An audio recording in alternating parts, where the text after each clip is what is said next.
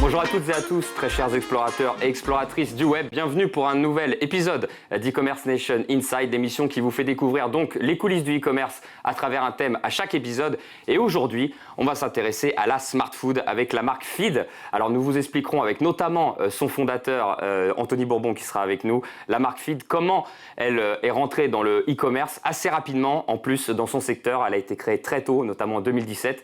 On évoquera les différents canaux de distribution, le online et le physique avec les différentes marques qui lui ont fait confiance, et on terminera avec justement son investissement dans l'écologie. Il y a plein de choses à dire de ce côté-là. Restez avec nous jusqu'à la fin de l'épisode. Il y aura une petite exclue concernant la marque Feed et ensuite n'hésitez pas à réagir sur les réseaux sociaux et à nous donner votre avis puisqu'évidemment l'émission est faite pour vous. Une fois que j'ai introduit tout ça, je vais vous présenter les invités en plateau et je vais présenter évidemment l'agente féminine en premier puisque Elena donc Blancard est avec nous à ma droite. Bienvenue à toi Elena. Merci.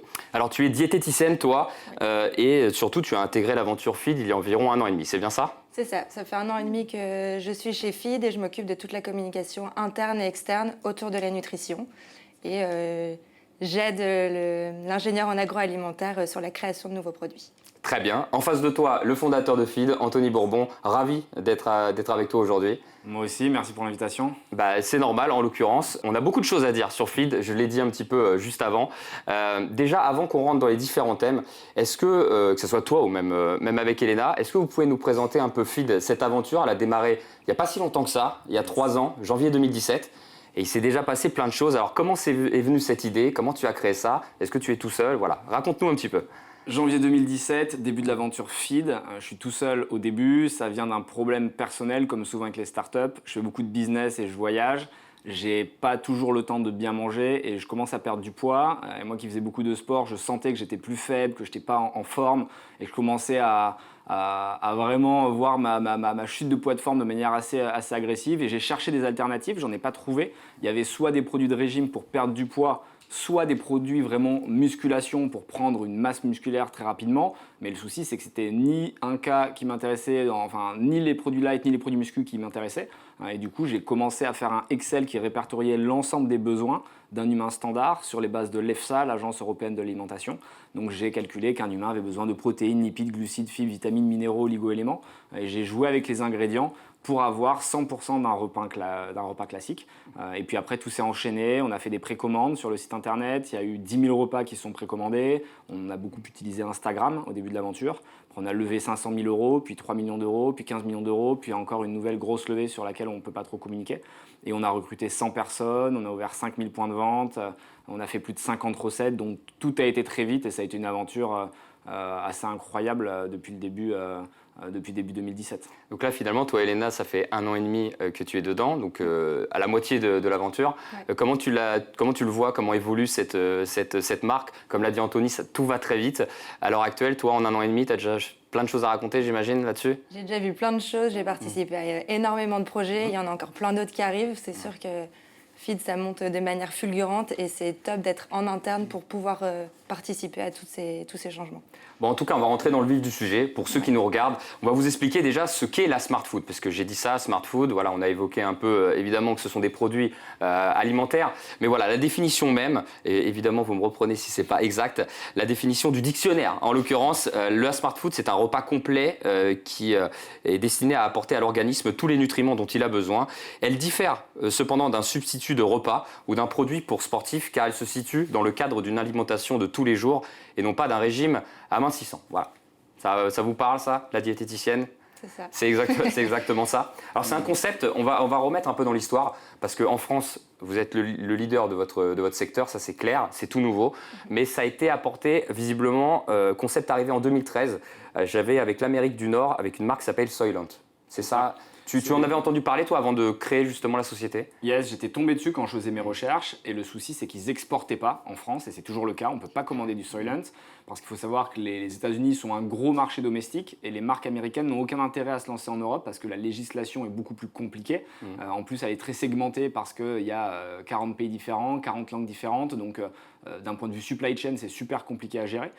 Et du coup, quand j'ai vu qu'on ne pouvait pas l'exporter, j'ai décidé de créer un produit ressemblant, mais qui avait des spécificités françaises. C'est-à-dire que l'objectif, c'était quand même d'avoir du goût, du plaisir, ce qu'on ne retrouvait pas du tout avec Soylent, qui était d'ailleurs pro-GMO, donc pro-OGM, depuis le lancement de leur aventure. C'est-à-dire que eux, leur postulat de base, c'est de se dire, en tant qu'Américain, on doit pouvoir subvenir à notre besoin sans avoir accès au monde extérieur, on doit pouvoir vivre dans un laboratoire. Oui, Alors que chez Feed, depuis le début, on a quand même envie de mettre de la naturalité, du goût, à la fois du sucré mais aussi du salé, des formats qui sont variés. On ne veut pas tomber dans l'extrême un peu américaine qui peut être reprochée à ce type de produit. On n'est pas là pour se substituer intégralement à la nutrition traditionnelle, mais plutôt pour offrir une alternative de manière ponctuelle quand les gens sont pressés ou qu'ils ont la flemme de faire à manger. Et c'est ce qui a été sous le feu des critiques au tout début en France. Ouais. C'est vrai quand tu as sorti la marque, avec notamment des critiques par rapport au format liquide ou encore du fait de ne plus se mettre à table. En fait, c'est ça, on ne voulait pas casser le rythme de vie, enfin l'habitude qu'on a de se mettre à table. Et ça, progressivement, ça va vous arriver à abattre un peu justement ces critiques ou les barrières qu'on vous mettait sur la marque. Il y a eu un vrai tollé autour du projet au début, mais qui nous a servi parce qu'au final, plus on parlait du produit, nous c'était gratuit, plus c'était intéressant et ça crée du débat. Et on comprend parce que la nutrition, c'est un élément important en France. On aime bien manger, on aime se mettre autour de la table avec ses amis. Évidemment. Et les gens ont pensé qu'on était là pour stopper ces traditions et venir imposer un nouveau système. Alors que ce n'est pas du tout le cas. On est plutôt là pour combattre le sandwich sans intérêt, pour contrer le fast-food, pour les personnes qui sautent les repas. On n'est pas là du tout pour s'opposer aux repas agréables entre amis. Donc ça a créé beaucoup de buzz, mais c'est plutôt bon signe en général parce que ça montre que le produit déclenche une émotion. Oui. Mais petit à petit, avec de la pédagogie, des explications et un super travail d'Elena qui est modeste, mais qui a vraiment écrit énormément d'articles pour rassurer les consommateurs et leur expliquer qu'au final, c'était bien plus sain de manger un feed que de manger une pizza ou de manger n'importe quel fast-food américain. Les gens ont commencé à comprendre qu'on n'était pas là pour changer leur rythme de vie, mais plutôt pour les accompagner vers un dépassement personnel et ça a été assez bien accepté petit à petit. Comment tu es rentrée dans l'aventure Feed, toi, Elena, justement, parce que diététicienne, en l'occurrence, est-ce que ça t'a intrigué au début, ça t'a fait peur, enfin, est-ce que tu avais des doutes sur la marque aussi? Comment ça s'est passé? Non, ça m'a pas du tout fait peur, j'ai trouvé ça génial justement, le concept de vouloir remplacer un repas quand on n'avait pas le temps. Dans les études de nutrition, de diététique, on se rend compte que beaucoup de patients, beaucoup de personnes qui sont en surpoids, c'est parce qu'elles ne mangent pas, qu'elles n'ont pas le temps, qu'elles n'aiment pas cuisiner. Et je trouve que c'était une alternative idéale et effectivement qu'il n'y avait pas encore en France. Donc on est d'accord que la smart food, en l'occurrence pour Feed, ce n'est pas, même si on peut substituer, on va dire, un repas en termes de ce qu'il y a dedans, enfin je veux dire en termes d'apport nutritionnel, voilà, je cherchais un petit peu, mais c'est pas là pour remplacer tous les repas, c'est pas comme ça que vous vendez la marque en l'occurrence. Non, le but c'est pas d'en manger tous les jours, 3 fois par jour. On est d'accord. Nos meilleurs clients, c'est ceux qui en mangent 3 fois, 4 fois dans la semaine, grand maximum. Mais c'est bien de le préciser parce que justement ce qui ont fait peur à mon avis, et ça vous l'avez vécu, c'est de se dire allez, ils veulent tout remplacer, on va plus se faire un petit steak pâte à côté, et en l'occurrence c'est pas non plus, c'est une bonne bouffe mais c'est pas forcément la meilleure, mais voilà, ça n'a pas pour but de tout remplacer, voilà, c'est juste un apport en plus ou de temps en temps justement substituer à ne pas avoir le temps de prendre un repas. Exactement. C'est bien ça. C'est exactement ça. Les gens, les consommateurs qui sont un peu réticents, n'arrêtent pas de dire c'est honteux de ne plus manger à table, de ne plus profiter. Comme disait Anthony, c'est pas ça qu'on cherche, mais ça arrive à tout le monde une fois dans l'année de ne pas avoir eu le temps de faire à manger ou pas avoir le temps de manger et on est là pour ça. On avait des chiffres aussi là-dessus, je vous le dis, on en parlait même un peu en off. Au niveau des Français, il y a 80% des Français qui ne dépassent pas les 30 minutes pour leur repas. C'était une étude qui a été faite par le CAPA en 2015, qui doit être toujours d'actualité en l'occurrence, mais qui, à mon avis, presque est de pire en pire, parce que avec le développement maintenant du travail, voilà, où on est sur du coworking, ou alors on travaille de plus en plus. Donc en fait, ça s'inscrit évidemment dans ce qui se passe dans la société. En fait, c'est sociétal en fait, ça, ce produit. Une marque qui fonctionne répond toujours à un besoin.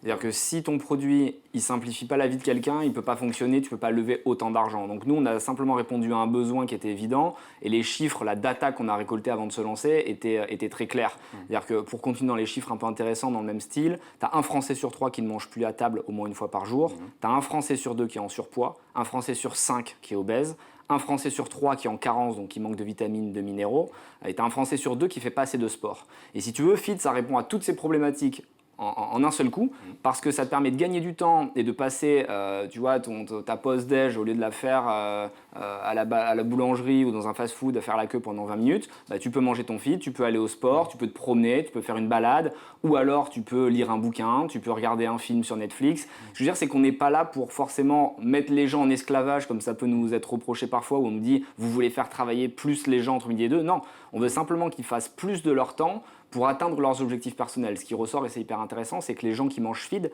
ils le font pas seulement pour avoir un repas, ils le font pour être dans le dépassement. Et le dépassement, c'est pas forcément financier, ça peut être jouer plus d'un instrument de musique, lire plus de bouquins, appeler plus ses amis. Et du coup, on est super content de pouvoir participer à ce changement de style de vie au quotidien. C'est un état d'esprit, hein, c'est ça que tu essaies de nous faire comprendre. Au niveau de votre communication, bon, déjà pour vous, comme on le disait, c'est élaborer des repas complets et équilibrés dans des formats pratiques. Donc bar, là j'en ai à côté de moi d'ailleurs, bar, boisson, shaker, snack meal. Qu'est-ce qu'un snack meal d'ailleurs Exactement, en définition. Snack meal, c'est compliqué, c'est-à-dire qu'on va ouvrir très prochainement. J'ai noté ça, ça se trouve c'est une question piège, mais... c'est un peu un piège, mais c'est pas grave. Je suis désolé, au moins c'est nature. Vous voyez, en gros, feed, ce qu'on veut faire, c'est créer des briques alimentaires dans lesquelles tu vas pouvoir venir piocher tout au long de ta journée.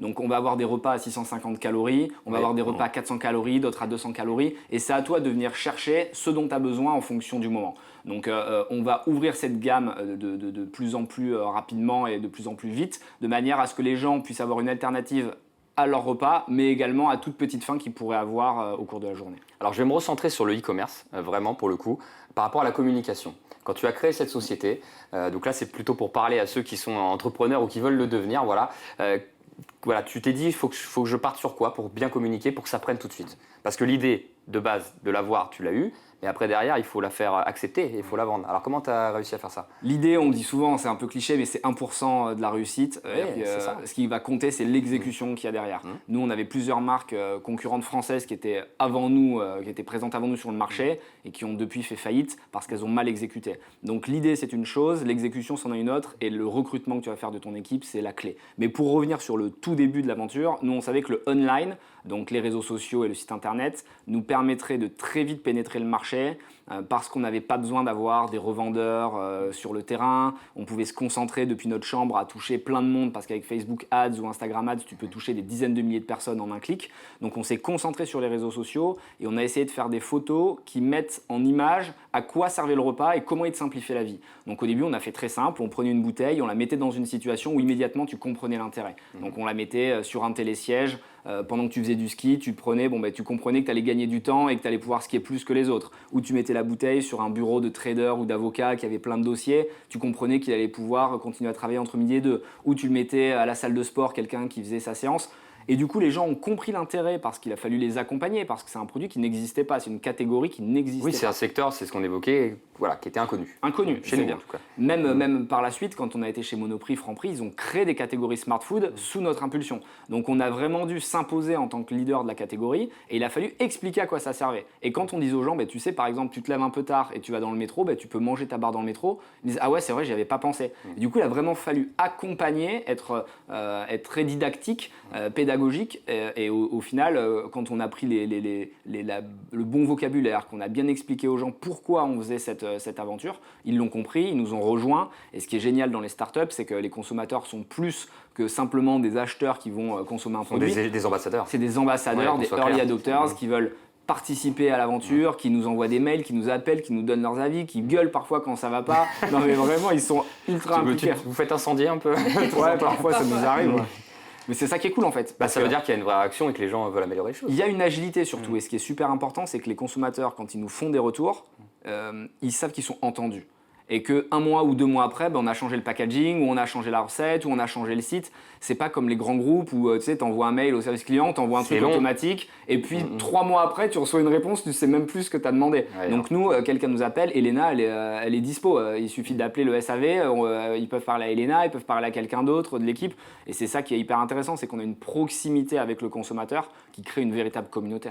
Alors pour conclure sur la communication, ce que tu conseillerais à quelqu'un qui crée une société, alors évidemment peut-être pas dans les mêmes produits, mais voilà une communication où déjà tu dois rassurer, peut-être que ça fait toujours peur quand tu as un nouveau concept, simple, voilà ce que tu disais, simple, des choses simples, et évidemment on est en plein dans les réseaux sociaux à l'heure actuelle et le online si on parlait, alors certes le physique est arrivé après, et ça fait partie de vos ventes. Mais voilà, communication simple et bien utiliser ses produits et de rassurer.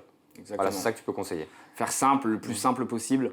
On a parfois tendance à vouloir complexifier les réponses, être très technique, mais le consommateur, il faut comprendre que ce n'est pas un spécialiste de votre secteur, de votre domaine. Il faut un peu le prendre par la main et l'accompagner, le rassurer, c'est super important. Tu fais du lobbying, toi, un peu autour de toi, maintenant que tu travailles pour la marque. Ça se fait naturellement, en fait. Tu consommes les produits, j'imagine. Je consomme les Je pense que produits. tous ceux qui travaillent chez Feed consomment les produits Feed. Ouais, mais ils ne sont pas obligés. Tu vois, c'est important parce que... Oui, c'est ça Ouais, c'est qu'on veut vrai. définir, c'est que c'est un état d'esprit, c'est ce que je disais tout à l'heure. Et le fait, comment tu le vois, le fait que tu en parles, alors quand je dis du lobbying, c'est un mot un peu fort, mais ce que je voulais dire, c'est que quand tu dis écoute, goûte, voilà, quels sont les avis que tu as sur des gens qui étaient peut-être un peu méfiants au début, voilà, qu'est-ce qu'il en ressort? Les gens sont parfois réticents au début. Après les bars, il y a quasiment tout le temps, enfin, ils ont quasiment tout le temps du succès. Les poudres, ça peut parfois être un peu plus compliqué parce que les gens ne sont pas habitués. Mais franchement, c'est la plupart du temps plutôt positif. Ils sont surpris en bien. Les poudres, tu les mélanges à quoi? De l'eau, du lait? De l'eau, du lait, c'est un peu comme la personne on veut. préfère. Nous, on conseille avec de l'eau. Il faut savoir qu'avec du lait, l'apport calorique du repas sera augmenté. Et on conseille un lait végétal pour garder le caractère vegan du produit. D'accord. Et tout ce qui est en bouteille, alors ça, c'est quoi? C'est l'équivalent. Qu'est-ce qui diffère d'une barre d'une bouteille? C'est juste le format, la texture, la bouteille. Mais il peut y avoir les mêmes prête. apports nutritionnels, ça change rien en fait. Ouais, c'est à peu près le même nombre de calories pour la bouteille ou pour la barre originale. D'accord, bah, écoute, très bien. Au niveau de la distribution, là, on a parlé du site internet, donc ça a commencé par là. Et après, au bout d'un moment, comment ça s'est passé? On t'a contacté par rapport au réseau physique, je parle, les grandes sociétés, ou c'est toi qui les as démarchés clairement? Ça s'est fait assez naturellement. Je me souviens, c'était à un événement qui s'appelle la Madi Keynote, où j'avais fait un pitch pour expliquer le projet. On avait un stand de dégustation et c'est Cécile Guilloux qui était venue nous voir, qui est la DG de Franprix et qui avait testé les produits, qui avait accroché. Elle avait eu le nez assez fin parce qu'à l'époque, personne ne connaissait. Et elle avait dit, venez me voir demain, venez voir nos équipes innovation. On y avait été, le rendez-vous s'était très bien passé. On avait commencé dans 50 points de vente. Ce qu'on appelle les VMH, donc les sorties de caisse, et le nombre de produits vendus était très bonne au bout de quelques semaines.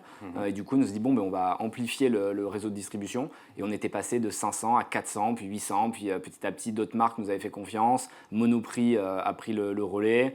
Et puis ensuite, toutes les enseignes se sont engouffrés, on va dire, dans la brèche de la smart food parce qu'ils ont compris qu'ils ne pouvaient pas passer à côté, tout simplement parce que d'une, ça génère énormément de chiffre d'affaires et deux, ça emmène aussi une nouvelle population dans les points de vente, une population, on va dire, jeune, 25-35, urbaine, qui avait parfois déserté au profit d'Amazon ou des business très online. Et du coup, Franprix, Monoprix sont contents parce qu'en même temps que les personnes viennent acheter une barre, ils achètent aussi un litre de lait, une baguette de pain, évidemment, oui, quelques courses en plus. Donc il y avait un double intérêt pour eux.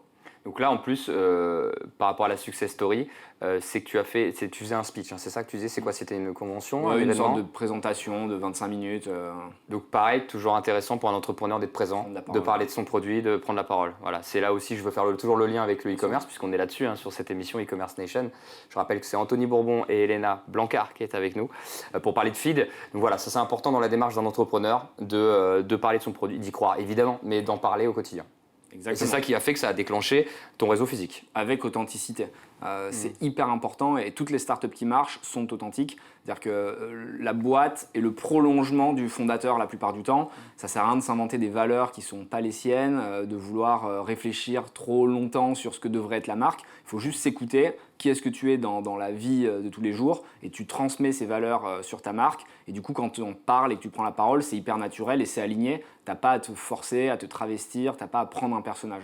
Donc toujours être authentique et pas chercher à rentrer dans les cases. Il y a beaucoup trop de start-upers qui essaient d'avoir une image qui n'est pas la leur et ça ne tient pas sur le long terme parce que le consommateur, sans ces choses-là, c'est un peu comme dans la politique, il y a des hommes politiques, tu as confiance en eux parce que tu sens qu'ils sont vrais, puis tu en as d'autres qui jouent un rôle, boum, immédiatement ils se font sanctionner. Donc dans le business, c'est pareil, il faut être vrai. Elena, au niveau du profil des consommateurs, il y a de tout, j'imagine, puisqu'il y en a pour tout le monde. Mais comment tu vois ceux qui arrivent de plus en plus? Est-ce qu'il y a une communauté, par exemple, sportive, en l'occurrence, qui s'interroge de plus en plus sur ces produits-là? Voilà, comment tu le vois, toi Franchement, il y a à peu près de tout. Il y a des sportifs, il y a des personnes âgées qui n'ont pas le temps, qui n'ont pas le courage de se faire à manger. Il y a des personnes qui souhaitent perdre du poids. Il y a de tout et il y a de tout. Parce que moi, c'est ça qui me vient tout de suite à l'esprit souvent. Moi, c'est le côté, parce que je pratique un peu de sport, c'est tout de suite la barre protéinée, etc. Mais ça répond aussi à d'autres types de profils. Voilà. Ouais, c'est intéressant de voir que à la fois c'est super hyper large, donc c'est rassurant parce que ça nous montre que c'est pas une niche, c'est pas un micro-marché qu'on va adresser. Et puis après, évidemment, il y a des grands segments qui se distinguent assez rapidement. Les sportifs, tu en as parlé, qui sont habitués à ce type de produit, donc ça leur fait pas peur de prendre un shaker parce qu'ils en ont toujours à la main. En plus, ils savent que ça va leur apporter 100% de leurs besoins, donc ils se servent de ça pour faire plus de repas. Les sportifs qui font beaucoup de dépenses énergétiques, ils vont faire 4, 5, 6 repas par jour. 6 repas par jour. Donc c'est pratique pour eux parce que si tu dois cuisiner 6 fois, c'est quand même galère. Donc ils vont servir de feed limite comme un complément, tu vois, en plus de leur repas classique. Complément alimentaire. Ouais. Et puis après, tu as les étudiants, tu as les urbains qui sont pressés, tu as aussi tous les médecins, les infirmières, les taxis, les pompiers, tu as plein de professions comme ça qui ressortent, ou les veilleurs de nuit, ceux qui bossent la nuit quand tout est fermé, mais ils sont super contents d'avoir une barre parce qu'au final, on ne se met pas à leur place et on ne réalise pas quand il est 23h, il n'y a plus aucune sandwicherie qui est ouverte. Donc Feed vraiment va simplifier le quotidien de dizaines de milliers, voire de centaines de milliers de personnes chaque mois et c'est super intéressant pour nous de participer à cette révolution alimentaire. Donc le canal de distribution, on l'a dit, là, quasiment chez toutes les grandes marques vous font confiance maintenant. Hein. Ouais, là, j'en ai plusieurs, je ne les ai pas cités, mais voilà, on les retrouve quasiment partout. Quoi. Il y a une carte sur notre site feed.co où vous avez le magasin le plus proche de chez vous. On est vraiment dans toutes les villes, on est très,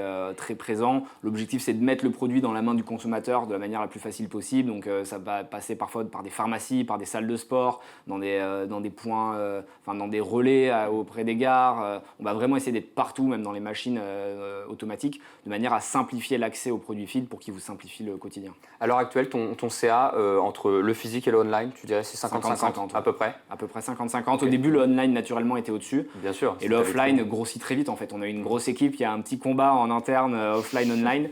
C'est bon ça. Tu fais partie desquels, toi Moi, je dirais.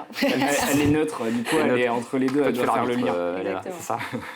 Bon, on a évoqué la communication, donc comment tu as réussi la marque Feed en tout cas a réussi à prendre. On a évoqué un petit peu où est-ce qu'elle est distribuée et comment c'est venu justement toutes ces opportunités.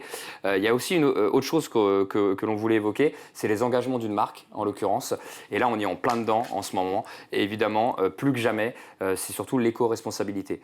Je vais vous donner un chiffre. En France, la France produit 4,5 millions de tonnes de déchets en plastique par an. Donc 80 000 tonnes sont rejetées dans la nature. C'est la réalité. Donc clairement, là, tu vas nous dire, je ne sais pas si ça fait pas longtemps ou autre, mais tu t'es dit il y a quelque chose à faire, faut changer puisqu'il y a du packaging, il y a tout ça. Où en était Feed et où est-ce qu'on va là en ce moment? C'est super intéressant que tu l'expliques. Nous, on est proche de notre communauté, c'est-à-dire qu'on fait des produits qui répondent à leurs besoins. C'est-à-dire qu'on écoute le consommateur et c'est ce que devrait faire toute start-up. C'est toujours le consommateur qui a raison, donc il faut l'écouter. Nous, on a fait beaucoup de ce qu'on appelle des KYC, c'est des Know Your Customer, c'est un anglicisme, mais c'est tu passes du temps avec tes consommateurs, tu les appelles, tu leur écris des mails, tu leur soumets des questionnaires pour savoir ce qu'ils pensent de ta marque, de ton produit et quelles évolutions ils aimeraient avoir. Et il se trouve que après avoir fait 3 ans, on va dire, de vente de produits, on a accumulé des dizaines de milliers de feedbacks et on a réalisé qu'il y avait une évolution de la marque sur 3 stades à avoir et un de ces points, c'était l'écologie. C'est fou comme chez les jeunes, c'est quelque chose qui résonne. Ils ont envie d'avoir une consommation qui est maîtrisée et ils ont envie d'avoir un impact sur l'écosystème qui soit minimum. Feed, au début, on s'est lancé avec les produits qu'on pouvait parce que forcément, quand tu es une petite marque, tu n'as pas forcément les moyens, c'est le début. Et on avait des bouteilles en plastique, par exemple transparentes, dans laquelle tu venais rajouter de l'eau. Elles se vendaient vraiment bien, c'était nos bouteilles iconiques. Elles étaient recyclables, mais à usage unique. Exactement, ça, en fait. C'était de l'usage unique. Et du coup, on a décidé de les couper, même si ça représente beaucoup de chiffre d'affaires pour nous, pour privilégier des sachets monodoses. Donc, c'est des sachets que tu vas pouvoir rajouter dans ton shaker. Le shaker, il est réutilisable, donc beaucoup plus écologique sur le long terme. Tout aussi pratique parce qu'au final, tu as juste à verser, tu n'as pas besoin d'avoir une dosette pour mesurer ta dose. Tu mets tout ton papier, tout ton sachet et tu as pile poil ton repas. Il faut savoir que tous nos sachets maintenant sont en papier recyclable à 100%. Donc, on est la première marque de food à avoir cette technologie et ça a été 1 an de R&D et des coûts assez astronomiques, mais c'était important pour nous parce que nos anciens sachets étaient en plastique et on voulait encore aller plus loin dans la démarche. On va aussi maintenant travailler uniquement avec des cartonniers qui sont certifiés FSC, donc il y a une gestion durable, on va dire, des forêts. Si on coupe un arbre, on en replante un derrière. Même nos imprimeurs sont certifiés Imprime Vert, c'est-à-dire qu'on va faire travail avec de l'encre écologique, etc.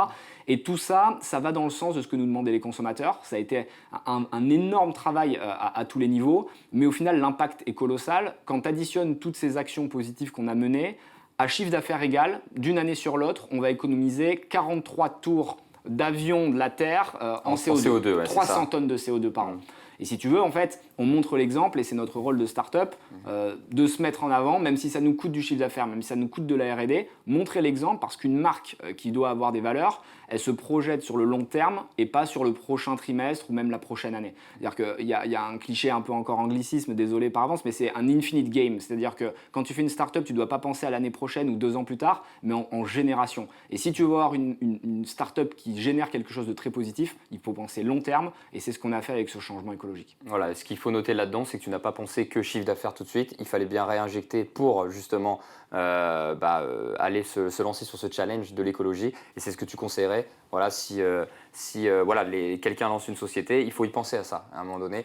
Alors au tout début, tu l'as dit, il faut faire du chiffre d'affaires, ce qui est normal. Il y avait un moment, il faut bien que tu payes tout ce qui se fait derrière. Mais voilà, tu as pu t'y intéresser et financièrement, tu as pu le faire et tu n'as pas hésité à le faire. En gros, c'est ça. On n'a pas hésité, il faut penser long terme. Encore une fois, il n'y a pas un arbitre qui va siffler la fin du match comme au foot ou au basket. Donc le combat, il est vraiment sur des générations et des générations.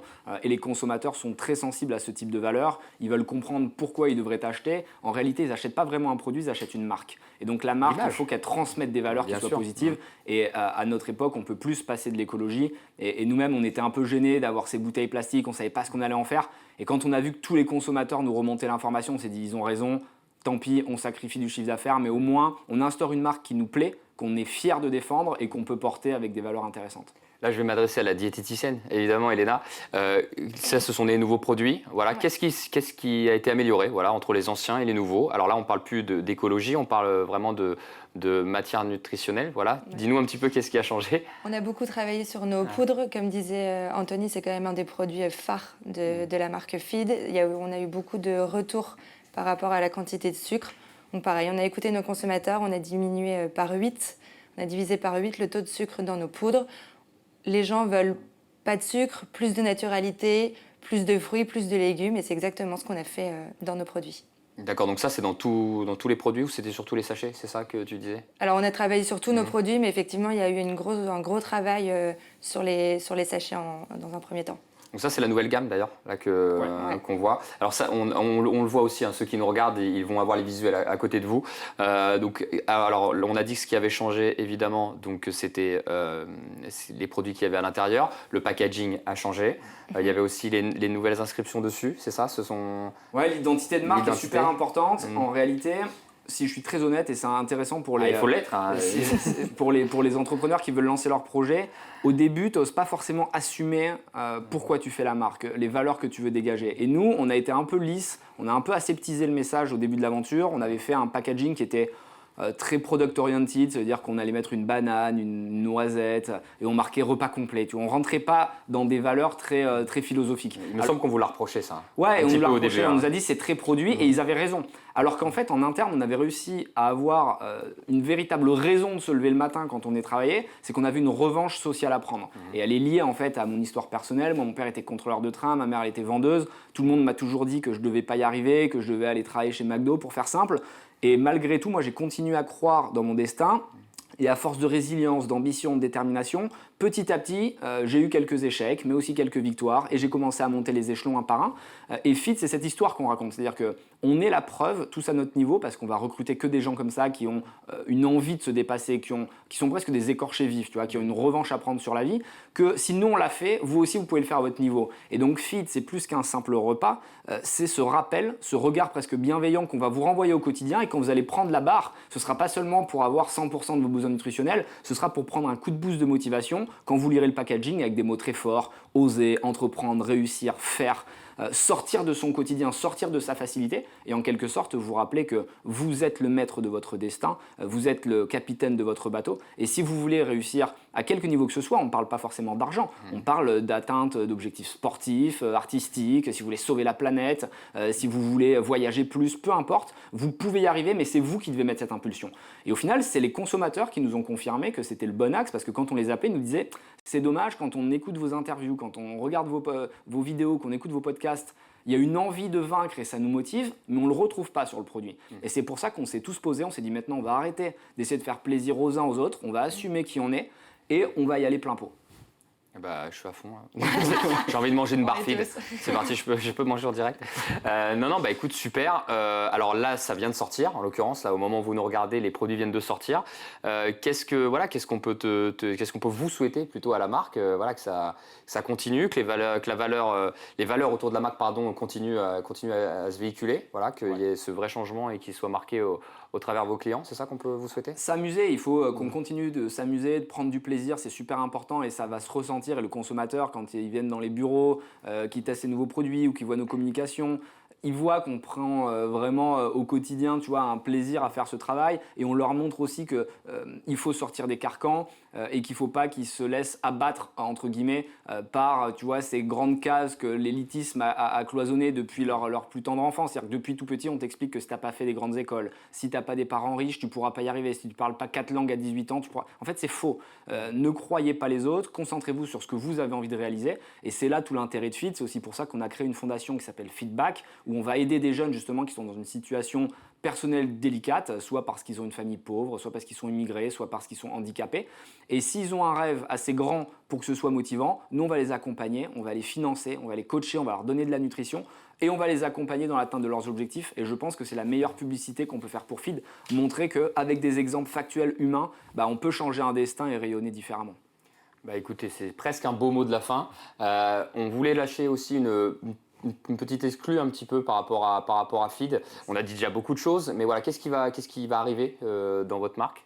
Le site internet va vachement évoluer dans les prochains jours, prochaines semaines. L'équipe tech, big up à eux, ont travaillé d'arrache-pied depuis 6 mois, 1 an. Et les as pas lâchés. Hein. Ouais, ils sont vraiment, ils ont bossé très dur. Ils ont des grosses poches sous les yeux là quand on les voit en rendez-vous. Ils vont faire un programme de loyalty programme, de parrainage, d'abonnement. C'est-à-dire qu'on va faire en sorte que le site, il y ait une UX, donc une expérience utilisateur qui soit toujours plus approfondie. Et vous allez pouvoir gagner des points en parrainant vos amis, en achetant du feed, en likant les posts sur les réseaux sociaux. Et avec tous ces points, on vous fera vivre des aventures, on vous offrira des goodies, on vous offrira des produits. On va vous faire participer à l'aventure feed parce qu'on a envie d'être plus proche de la communauté. Et c'est super important que chaque personne qui ait participé à cette aventure puisse elle aussi en tirer quelque chose. Bon, bah très bien. Ça va être le mot de la fin. Quelque chose à rajouter, Léna? Non, sur les produits, en l'occurrence, toi qui es vraiment focus en plus sur ce qu'il y a dedans, c'est ce que j'arrête pas de le répéter, mais c'est important puisque c'est ce qu'on consomme au quotidien quand même, la bouffe, on va dire ça comme ça. Donc je te laisse le dernier mot là-dessus. N'hésitez pas à venir tester Feed. Voilà, nous on croit en nos produits, c'est à vous d'y croire aussi. Et il y a une belle expérience client à vivre, donc venez la vivre avec nous. Il n'y a pas de problème sur la santé? Non. Aucun souci? Non. Au contraire. Voilà, c'est fait justement pour améliorer tout ça. Ouais. Elena Blancard, merci beaucoup d'avoir été avec nous. Merci beaucoup à toi aussi, Anthony Bourbon, d'avoir partagé cet épisode. J'espère en l'occurrence que ça vous a plu. Alors au-delà du fait évidemment de parler de la marque et des valeurs qu'elle véhicule, c'est surtout d'une success story aussi et de comment vous en êtes arrivé là, Feed, de partir en 3 ans et d'arriver jusqu'à là. Donc vous l'avez compris, avec de la com, avec aussi des canaux de distribution et comment on en est arrivé là. Donc voilà, j'espère que vous avez bien noté, que ça a pu vous servir. On se retrouve très bientôt pour un prochain épisode d'e-commerce Nation Inside. Et en attendant, prenez soin de vous et mangez un petit peu de feed. Très bientôt.